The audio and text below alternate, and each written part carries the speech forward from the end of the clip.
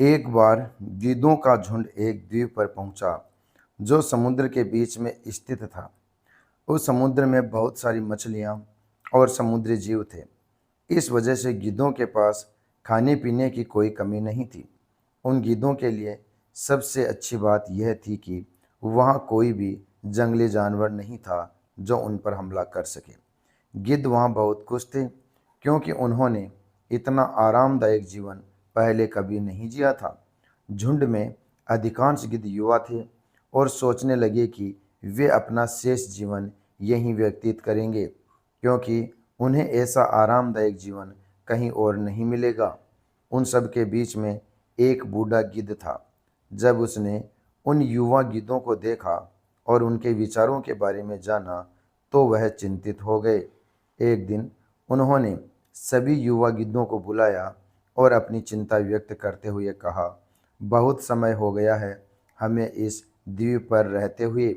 मुझे लगता है कि हमें उसी जंगल में वापस जाना चाहिए जहाँ से हम आए थे।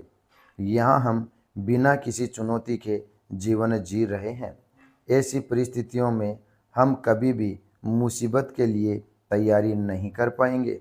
युवा गिद्धों ने बूढ़े गिद्ध के विचारों पर ध्यान नहीं दिया और महसूस किया कि यह उनके बुढ़ापे का प्रभाव है, इसलिए वह ऐसी मूर्खतापूर्ण बातें कह रहे हैं। युवा गिद्धों ने आराम की जिंदगी छोड़ने से इनकार कर दिया। बूढ़े गिद्ध ने उन सभी युवा गिद्धों को समझाने की कोशिश की और कहा, आप सब ध्यान नहीं दे रहे हैं, आप उड़ना भूल गए हैं क्योंकि आप आराम के आदी हो गए हैं। ऐसे समय में यदि आप किसी समस्या में पड़ जाते हैं तो आप क्या करेंगे? मेरे साथ चलो। लेकिन किसी ने भी उसकी बात नहीं सुनी। बूढ़ा गिद्ध अकेला रह गया और उसी अकेलेपन के साथ वह वापस पुराने जंगल में लौट गया। कुछ महीने बीत गए। एक दिन बूढ़े गिद्ध ने द्वीप पर रहने वाले गिद्धों के बारे में विचार किया और वह उस टापू पर पहुंच गया जहां सारे युवा गिद्ध रह रहे थे। टापू पर पहुंचने के बाद उसने देखा कि नज़ारा बदल चुका है। जिधर देखो उधर गिद्धों की लाशें पड़ी थी। इनमें कई खून से लथपथ और कई घायल पड़े हुए थे। बूढ़ा गिद्ध यह देखकर चौंक गया और उसने एक घायल गिद्ध से पूछा, यहाँ क्या हुआ था? घायल गिद्ध ने कहा, आपके जाने के बाद हम लोग इस द्वीप पर बड़े मज़े से जीवन व्यतीत कर रहे थे, लेकिन एक दिन यहाँ एक जहाज़ आया और इस द्वीप पर उस जहाज़ से चीतों को छोड़ दिया गया।